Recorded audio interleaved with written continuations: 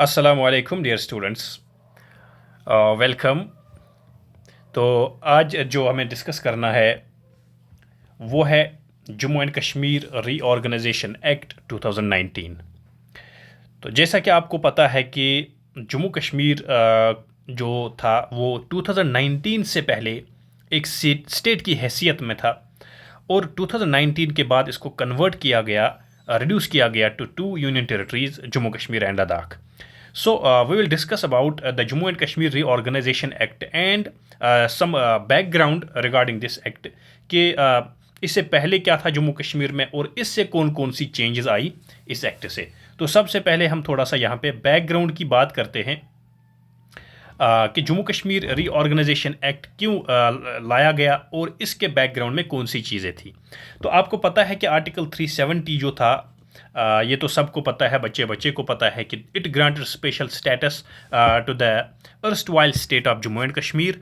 और इसके लिहाज से जम्मू कश्मीर में अपना एक कॉन्स्टिट्यूशन था और जम्मू कश्मीर की अपनी एडमिनिस्ट्रेटिव ऑटोनॉमी थी. यानी जम्मू कश्मीर में कुछ चीज़ें जम्मू कश्मीर ने सरेंडर की थी टू द सेंट्रल गवर्नमेंट और बाकी जो चीज़ें थी वो जम्मू कश्मीर के पास थी और वो जम्मू कश्मीर उन सब्जेक्ट्स के रिलेटेड खुद ही लॉज बनाता था. और जो भी सेंट्रल गवर्नमेंट के पार्लियामेंट में लॉज बनती थी तो वो लॉज डायरेक्टली एप्लीकेबल नहीं होते थे जम्मू एंड कश्मीर में. They became applicable after presidential order after some modifications and alterations. तो ये एक बैकग्राउंड था. ठीक है, जम्मू कश्मीर की जो अगर पॉपुलेशन की बात करें तो यहाँ पे 3 डिस्टिंक्ट एरियाज़ हैं जिसमें पॉपुलेशन है मुस्लिम मेजॉरिटी की जम्मू स्पेशली कश्मीर रीजन में. ठीक है, इसी तरह जम्मू रीजन जो है वो है हिंदू मेजॉरिटी वाला. ठीक है, तो इसी तरह से लद्दाख जो इसका रीजन था वो था 30% मुस्लिम पॉपुलेशन. ठीक, तो ये अगर इसकी डेमोग्राफी की बात करें तो ये है थोड़ा सा इसका ब्रीफ आइडिया. ये एक जनरल आइडिया है, एक बैकग्राउंड है जम्मू कश्मीर के बारे में. और अब जो जम्मू कश्मीर और स्पेशली जो कश्मीर रीजन है यहाँ पे वायोलेंस एंड अनरेस्ट ये तो यूजुअली यहाँ पे होता ही रहता था. आप सबको पता है कि यहाँ पे violence unrest right from the 1980s late 1980s से ही यहाँ पे ये चल रहा था सारा कुछ, unrest, violence and all that. तो ये आप सब ने देखा होगा. ठीक है, अब इसके बाद क्या हुआ तो लेटेस्ट डेवलपमेंट्स की बात अगर हम करें तो भारतीय जनता पार्टी जो है it came into power in 2014 general elections. और अगेन दूसरी टर्म में 2019 के जनरल इलेक्शंस में भी भारतीय जनता पार्टी जो है वो पावर में आई. और इसके साथ साथ क्या हुआ, इनका जो इलेक्शन मैनिफेस्टो था इन 2019 elections, it was the revocation of article 370. ठीक है, it was the revocation of article 370 of the constitution of India. लेकिन रिवोकेशन से पहले अगर हम देखें तो यहाँ पे गवर्नर्स रूल था और उसके बाद प्रेसिडेंट्स रूल था सिंस 20 जून 2018. क्योंकि यहाँ पे क्या हुआ था, पीडीपी और बीजेपी की जो कोलिशन गवर्नमेंट थी, BJP had withdrawn its support to the government and then the government could not continue. और इसके बाद क्या हुआ, इसके बाद यहाँ पे पहले गवर्नर्स रूल इंप्लीमेंट किया गया और उसके बाद प्रेसिडेंट्स रूल इंप्लीमेंट किया गया. ठीक है, तो ये आप देख सकते हैं श्री अमित शाह जी जो ऑनरेबल होम मिनिस्टर हैं इंडिया के, ये ही is presenting the bill, the J&K reorganisation bill in the parliament. Now let us see what does the act provide and let us see towards the introduction of the act. थोड़ा सा introduce करेंगे पहले act को. जम्मू कश्मीर जो actually Jammu Kashmir reorganisation act 2019 है, it was introduced, पहले हम दूसरे पॉइंट पे आ जाएंगे. ये इंट्रोड्यूस हुआ राज्यसभा में. ठीक है, हर एक पॉइंट आप लोगों को याद रखना है ताकि एग्जाम में जो भी चीज़ पूछी जाए वो आपको आनी चाहिए. You can so that you can answer each and every question asked in the examination. ठीक है, जम्मू कश्मीर रीऑर्गेनाइजेशन बिल, असल में ये बिल एक इंट्रोड्यूस की गई राज्यसभा में on 5 August 2019 by the minister of home affairs Amit Shah, जैसा कि आपने ऊपर अभी इस पिक्चर में देखा.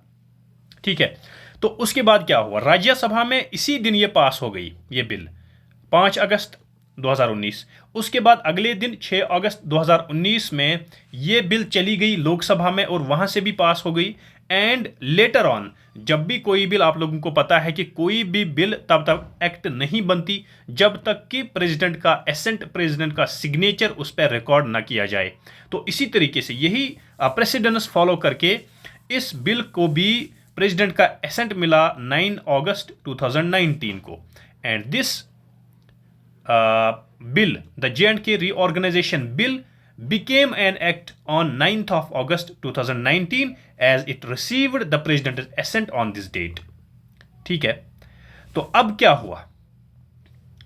अब इस एक्ट की वजह से क्या हुआ? इस एक्ट की वजह से हुआ ये कि जम्मू कश्मीर का जो स्टेट था, erstwhile state of Jammu and Kashmir, it was converted into 2 union territories. ठीक है, 2 यूनियन टेरिटरीज में इसको कन्वर्ट किया गया। एक तो जम्मू कश्मीर है और दूसरी जो है यूनियन टेरिटरी वो है Ladakh. And these 2 union territories came into existence on 31 of October 2019। तो ये चीज है। ठीक है, 31 अक्टूबर 2019 को ये दोनों यूनियन टेरिटरीज जो है ये वजूद में आई, क्योंकि ये जो रीऑर्गेनाइजेशन एक्ट ऑफ 2019 है इसको इफेक्ट मिला इसी डेट से, 31 ऑफ अक्टूबर 2019। ठीक है, तो इस बिल के, लेकिन इस बिल के पहले मतलब इससे पहले इसके इंट्रोड्यूस होने से पहले क्या हुआ था कि प्रेसिडेंट ने एक कॉन्स्टिट्यूशनल ऑर्डर पास किया जिसके जरिए आर्टिकल 370 को रिवोक किया गया। ठीक है, जो स्पेशल स्टेटस देता था जम्मू एंड कश्मीर को। उसके बाद ही फिर ये बिल इंट्रोड्यूस हुई, उसके बाद इसको एसेंट मिला प्रेसिडेंट का और ये एक्ट बन गया। और एज ए रिजल्ट जो जम्मू कश्मीर का स्टेट था वो 2 यूनियन टेरिटरीज में कन्वर्ट किया गया।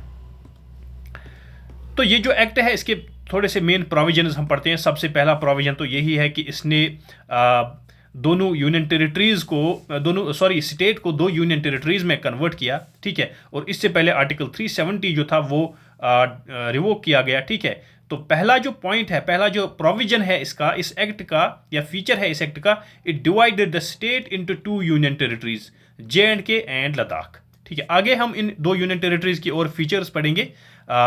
अभी फिलहाल आप इतना याद रखिए कि इस एक्ट ने जम्मू कश्मीर के स्टेट को 2 यूनियन टेरिटरीज में डिवाइड किया, एक J&K और दूसरी जो यूनियन टेरिटरी है वो है लद्दाख।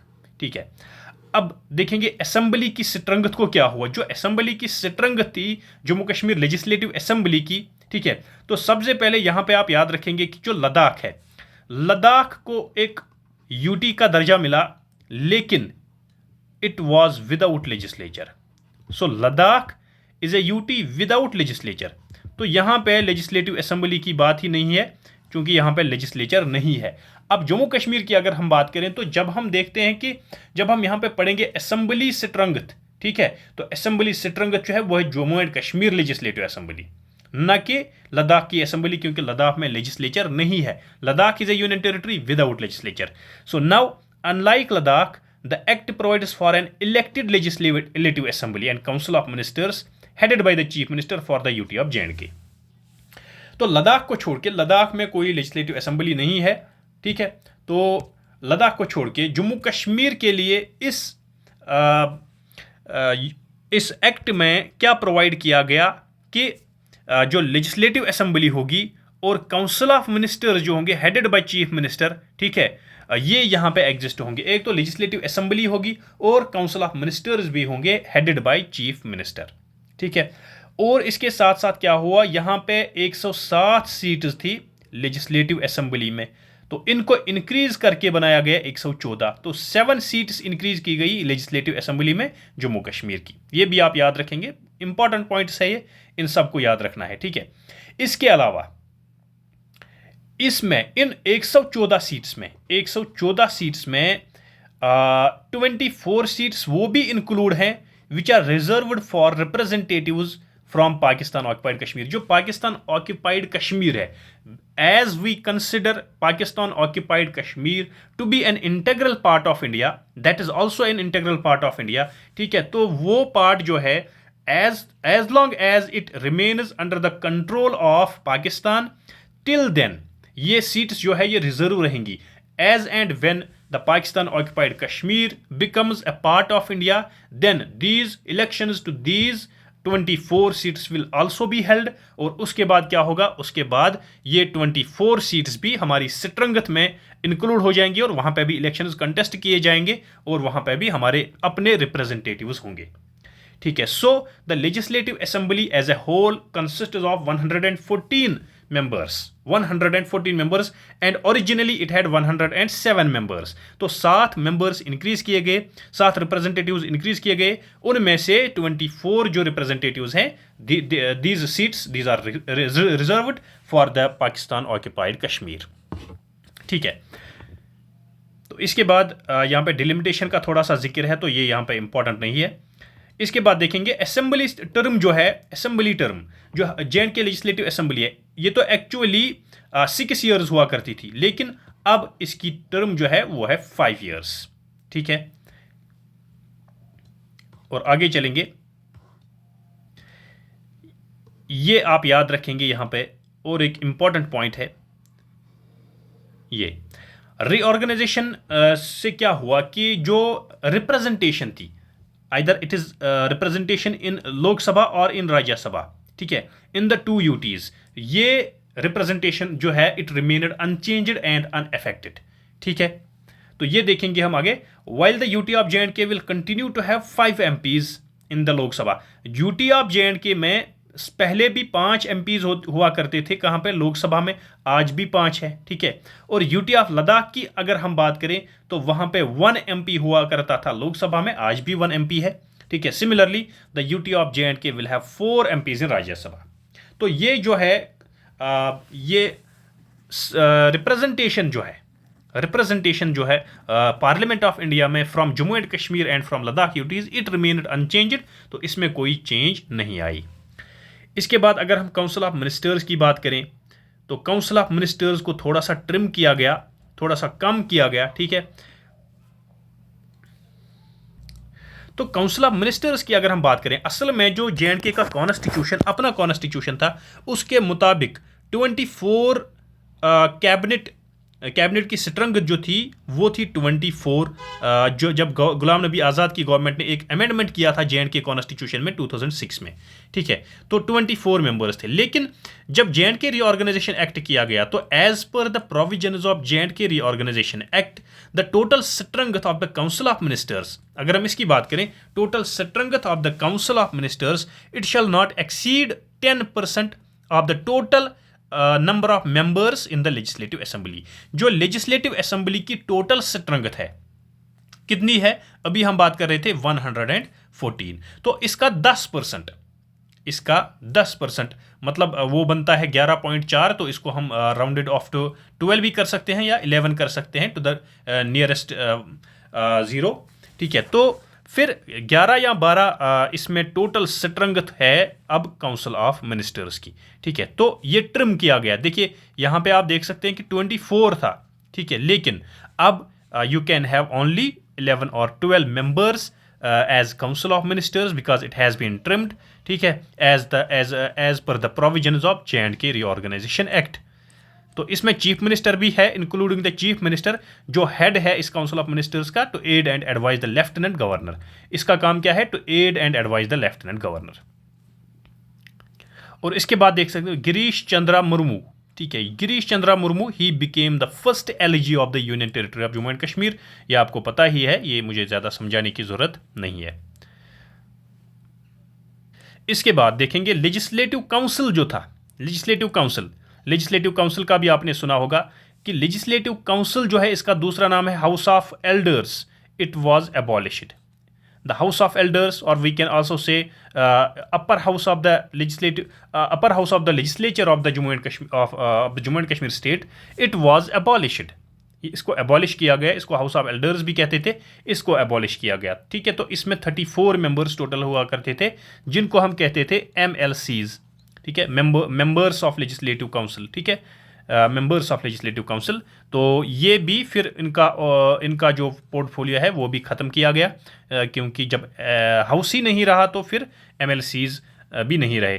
तो इसको एबॉलिश किया गया as per section 51 clause 7 of the J&K reorganisation act. Section 57 clause 1 of the J&K reorganisation act, इसके ज़रिए से इस council of this legislative council को अबॉलिश किया गया। तो हर किसी चीज में आप देख रहे हैं कि चेंजेस हुई है। अब देखिए कॉमन हाई कोर्ट की अगर हम बात करें, high court of Jammu and Kashmir जो उस टाइम था बिफोर 31 अक्टूबर 2019, ठीक है, 31 अक्टूबर 2019 से पहले अगर हम जम्मू कश्मीर के हाई कोर्ट की बात करें तो ये पूरे जम्मू कश्मीर और लद्दाख के लिए हाई कोर्ट था, ठीक है। अब भी ये जम्मू एंड कश्मीर एंड लद्दाख के लिए कॉमन हाई कोर्ट है, ठीक है। Now as Jammu Kashmir and Ladakh are two different union territories, but at the same time the high court of Jammu and Kashmir, the existing high court, जो उस टाइम एग्जिस्टिंग हाई कोर्ट था, that will serve as the common high court for both the union territories of Jammu Kashmir and Ladakh. और उसके जजेस जो थे, ठीक है, जजेस की भी बात करेंगे, जजेस जो थे उस कोर्ट के, एग्जिस्टिंग कोर्ट के, वो एक्ट करेंगे एज कॉमन जजेस of the common high court of Jammu Kashmir and Ladakh. लेकिन इसके साथ साथ ये भी याद रखना है कि there will be a separate advocate general for JNK UT, ठीक है। और पब्लिक सर्विस कमीशन का अगर हम देखेंगे तो पब्लिक सर्विस कमीशन जो है वो वो जम्मू कश्मीर UT के लिए रिक्रूटमेंट करेगा, ठीक है। लेकिन लद्दाख की अगर हम बात करें तो Ladakh will come under the ambit of union public service commission.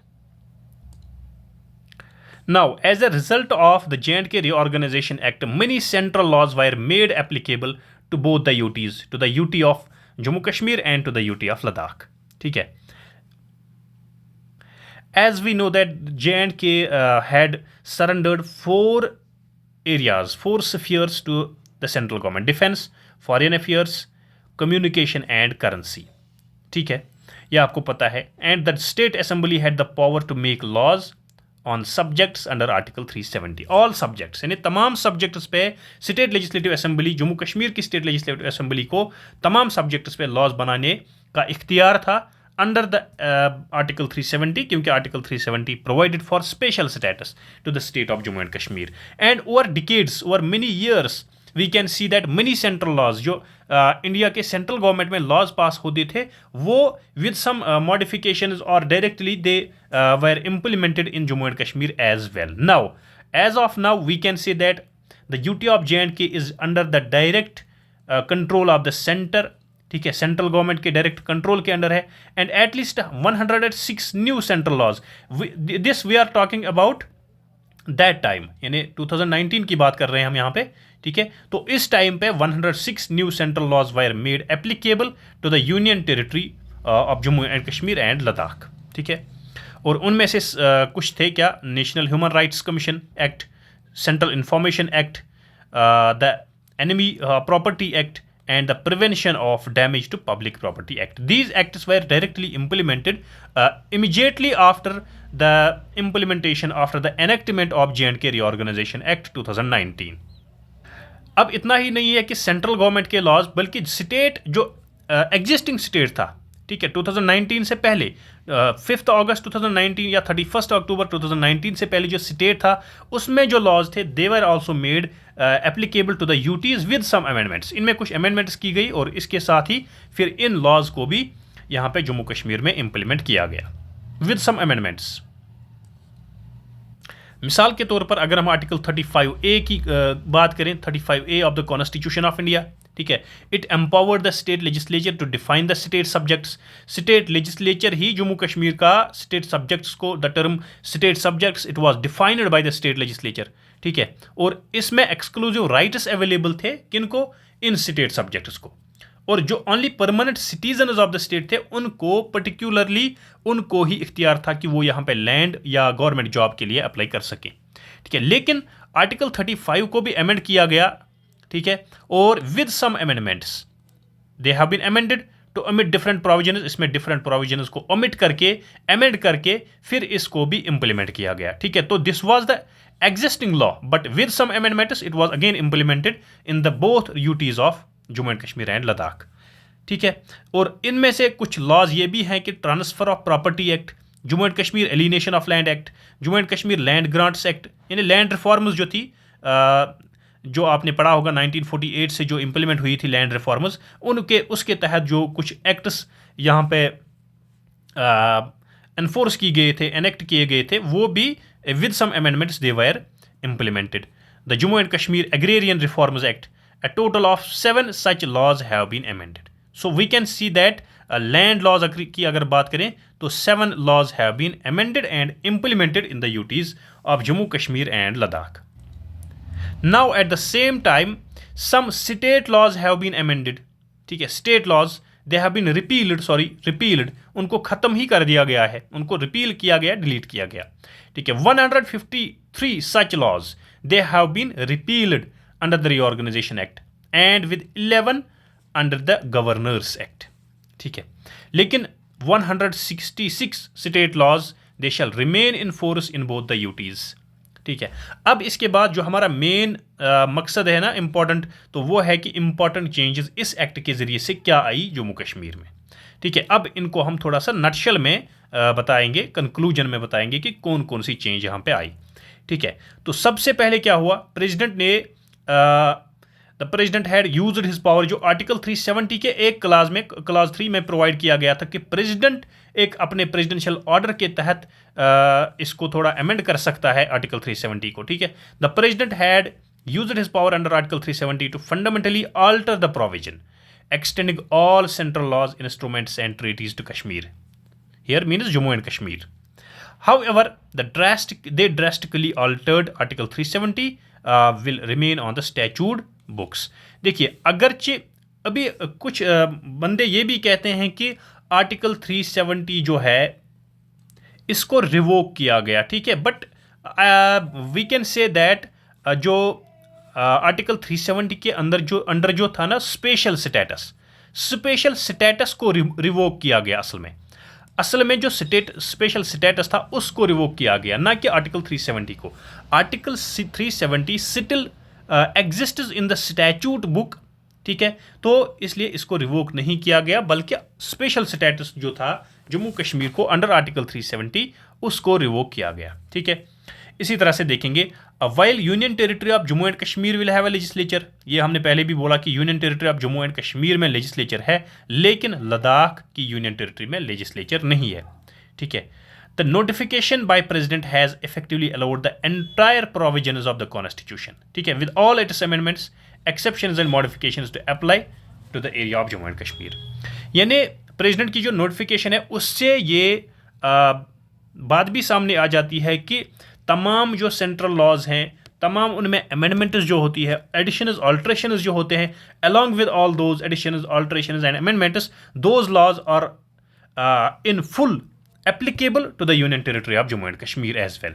ठीक है, और इसके साथ साथ लेफ्टिनेंट गवर्नर को भी बहुत सारे पावर्स दिए गए इस बिल के जरिए से, इस एक्ट के जरिए से. ठीक है, to the union territory of Jammu and Kashmir and makes it the duty of the chief minister of the union territory, इसकी ड्यूटी है चीफ मिनिस्टर की to communicate all administrative decisions and proposals of the legislation with LG. ठीक है, तो ये communicate करना तमाम जो डिसीजंस है with regard to the administration of the UT of JNK, to communicate all those decisions to the LG, it is the duty of the chief minister of this UT, जो उस time का chief minister होगा. ठीक है, इसके साथ साथ जो तमाम सेंट्रल लॉज और state laws of JNK they would apply to the new union territories of JNK and Ladakh. और अब जो एसेट्स और लायबिलिटीज थे जम्मू कश्मीर की, ठीक है, और लद्दाख की, इनको अप्रोप्रिएट किया जाएगा, यानी इनको डिस्ट्रीब्यूट किया जाएगा on the recommendations of a central committee within a year. ठीक है, this was the provision, one of the provisions in the JNK reorganisation act. जो एम्प्लॉइज थे under public sector undertakings and autonomous bodies, they will continue in their posts for another year. तो ये अब हमारे interest की बात नहीं है. ठीक है, और इसके साथ साथ पुलिस और पब्लिक ऑर्डर जो है they will be under the direct control of the central government. और जो यहाँ पे सबसे इम्पॉर्टेंट बात है वो ये है कि जो प्रेसिडेंशियल नोटिफिकेशन थी उसके ज़रिए से कॉन्स्टिट्यूएंट असेंबली जो थी इसको अमेंड किया गया, इस टर्म को अमेंड किया गया, इस एक्सप्रेशन को अमेंड किया गया, और it was expressed to mean legislative assembly. And then the Parliament of India assumed the powers of legislative assembly and revoked Article 370 with its consent. इसके बाद बात करेंगे legislative powers of the union territory of Jammu and Kashmir की। The legislative assembly जो है जम्मू कश्मीर की, ये तमाम उन सब्जेक्ट्स पे लॉज बना सकती है जो स्टेट लिस्ट में इन्यूमरेटेड हैं। ठीक है, जैसे कि आप इससे पहले भी पढ़ रहे थे कि स्टेट, अगर आपने सेंट्रल स्टेट रिलेशंस पढ़ा होगा तो वहाँ पे आप पढ़ेंगे कि स्टेट लिस्ट पे तमाम स्टेट्स और यूटीज़ जो हैं वो लॉज बना सकते हैं उन उसमें जो सब्जेक्ट्स होते हैं। तो similarly the UT of J&K it can also frame laws, enact laws on those subjects which are enumerated in the state list, except on subjects public order and police। ये अभी हम पढ़ रहे थे पब्लिक ऑर्डर और police के, क्योंकि public order और पुलिस भी स्टेट लिस्ट में ही आते हैं, लेकिन इन दो सब्जेक्ट्स के अलावा जो भी सब्जेक्ट्स स्टेट लिस्ट में आते हैं उन सब्जेक्ट्स पे legislative assembly of Jammu and Kashmir laws बना सकती है। ठीक है, and which will remain in the domain of the centre vis the LG। ठीक है, तो ये जो पब्लिक ऑर्डर और पुलिस है it will remain under the control of the central government through the lieutenant governor. And now in case of inconsistencies, अगर कुछ कभी ऐसा हुआ कि जो जम्मू कश्मीर लेजिस्लेटिव असेंबली कोई लॉ बनाती है और सेंट्रल भी उसी सब्जेक्ट पे लॉ बनाती है, तो तब अगर इनमें कुछ इनकंसिस्टेंसी होती है या मतलब कुछ डिफरेंसेस होती है, तो then the law made by the parliament that will be valid and the law made by the legislative assembly that shall be void, declared void. इसकी कोई हैसियत तब नहीं होगी पार्लियामेंट के लॉ के कंपैरिजन में। और इसके बाद चीफ मिनिस्टर के रोल की अगर हम बात करें, ये हमने पहले भी बताया कि इसका मेन फंक्शन जो होगा वो होगा to communicate to the LG all decisions of council of ministers. जो भी काउंसिल ऑफ मिनिस्टर्स डिसीजंस लेंगे उन तमाम डिसीजंस को कन्वे करना, कम्युनिकेट करना to the LG, to the lieutenant governor. This shall be the main role and main duty of the chief minister of the UT. ठीक है, जो भी एडमिनिस्ट्रेटिव अफेयर्स होंगे, एडमिनिस्ट्रेटिव अफेयर्स के रिलेटेड जो भी डिसीजंस लिए जाएंगे काउंसिल ऑफ मिनिस्टर्स के जरिए से, वो डिसीजंस और वो कम्युनिकेशंस कन्वे करने हैं टू द LG। ठीक है, this is the main role and function of the chief minister in the union territory of Jammu and Kashmir. ठीक है, अब लेफ्टिनेंट गवर्नर की अगर हम बात करेंगे, लेफ्टिनेंट गवर्नर का जो रोल है एंड पावर्स हैं, ठीक है, उनके बारे में थोड़ा सा देखेंगे। इस बिल में प्रोवाइड किया गया कि गवर्नर, एक लेफ्टिनेंट गवर्नर होगा जम्मू कश्मीर और लद्दाख यूटी के लिए। ठीक है, यहाँ पे सॉरी हमने मिसटाइप हो गया है यहाँ पे कि कॉमन लेफ्टिनेंट गवर्नर नहीं है, ये लेफ्टिनेंट गवर्नर है दोनों यूटीज़ के लिए। ठीक है, दोनों यूटीज़ के लिए अलग अलग एक लेफ्टिनेंट गवर्नर होगा। तो लेफ्टिनेंट गवर्नर जो होगा, इसके अपॉइंटमेंट की अगर हम बात करें तो lieutenant governor will be appointed by the president. ठीक है, lieutenant governor will be appointed by the president under article 239 of the constitution of India and he will be assisted by advisers appointed by the centre since the union territory will not have a legislative assembly. ये लद्दाख की बात हो रही है। लद्दाख में चूंकि वहाँ पे लेजिस्लेटिव असेंबली नहीं है, तो इसलिए वहाँ पे कौन होगा फिर एडवाइज करने के लिए, एड करने के लिए लेफ्टिनेंट गवर्नर को वहाँ पे होंगे कुछ एडवाइजर्स। ठीक है, तो जम्मू कश्मीर का जो लेफ्टिनेंट गवर्नर है, इसकी अगर हम बात करेंगे तो he shall act in his own discretion when it comes to the powers to be exercised which fall outside the purview of the powers conferred on the legislative assembly. जो legislative assembly के powers हैं उसके बाहर जो powers आते हैं उन powers को एक्सरसाइज करने में लेफ्टिनेंट गवर्नर जो है अपनी डिस्क्रिशन में, उसकी ओन डिस्क्रिशन में काम कर सकता है और उन पावर्स को एक्सरसाइज कर सकता है। ठीक है, और इसके साथ साथ चीफ मिनिस्टर जो है he shall be appointed by the lieutenant governor. देखिए यहाँ पे लेफ्टिनेंट गवर्नर जो है ना, ये एक्चुअली रियल हेड होता है यूनियन टेरिटरी में, because he is the representative of the central government in a UT. ठीक, तो चीफ मिनिस्टर जो है he shall be appointed by the lieutenant governor, और बाकी जो इसके काउंसिल ऑफ मिनिस्टर्स हैं वो भी कौन करेगा अपॉइंट? लेफ्टिनेंट गवर्नर ही। ठीक है, with the aid of the chief minister. And the lieutenant governor shall also administer the oath of office and secrecy to the ministers and the chief minister. इसके अलावा लेफ्टिनेंट गवर्नर जो है इसके पास powers होंगे to promulgate ordinances which shall have the same force. Ordinances के बारे में आपने पढ़ा होगा इंडियन पॉलिटी में भी पढ़ा होगा कि ऑर्डिनेंस क्या होता है, कौन इशू कर सकता है और इसका फोर्स क्या होता है। ठीक है, तो लेफ्टिनेंट गवर्नर जो है इसको भी पावर है टू प्रोमलगेट ऑर्डिनेंसेस, ठीक है, which shall have the same force and effect as an act of the legislative assembly. और ये ऑर्डिनेंसेस जो है ये तब इशू होती है जब लेजिस्लेटिव असेंबली जो है वो सेशन में नहीं होती। ठीक है, तो जब लेजिस्लेटिव असेंबली सेशन में होती है तब तो लॉज बनाते हैं लेजिस्लेटिव असेंबली, लेकिन जब लेजिस्लेटिव असेंबली सेशन में नहीं होती तो तब पावर है लेफ्टिनेंट गवर्नर के पास, he can frame, he can promulgate ordinances, ठीक है, which shall have the same force. इन ऑर्डिनेंसेस में सेम फोर्स और सेम पावर होता है as that of the act of the legislative assembly assented by the LG. देखिए, जब legislative assembly laws बनाती है उनको भी, वो भी तब तक लॉज नहीं बनती जब तक उनमें एसेंट ऑफ एलजी शामिल ना हो, कंसेंट ऑफ एलजी शामिल ना हो, तो तभी वो लॉज बनते हैं। इसी तरह से जब लेजिस्लेटिव असेंबली सेशन में नहीं होती तब भी लेजिस्लेटिव असेंबली के सेशन में ना होने के टाइम पर प्रोमलगेट होती हैं ordinances, and these are promulgated by the lieutenant governor and they again shall have the same force as the act made by the legislative assembly. ठीक है, तो यहाँ पे हम इस टॉपिक को, आज के टॉपिक को कंक्लूड करेंगे। ठीक है, आई होप कि आपने इस टॉपिक को अच्छी तरह से अंडरस्टैंड कर लिया होगा। अभी हमारे 2-3 सेशंस इसमें जाएंगे और इस के थोड़े MCQs भी हम डिस्कस करेंगे ताकि आप लोगों को एक क्लियर अंडरस्टैंडिंग मिल जाए इस एक्ट की, और इसके सारे सेक्शंस, शेड्यूल्स हम सारे डिटेल में डिस्कस करने वाले हैं। तो इसके साथ ही आज का लेक्चर हम कंक्लूड करते हैं। अल्लाह हाफिज़।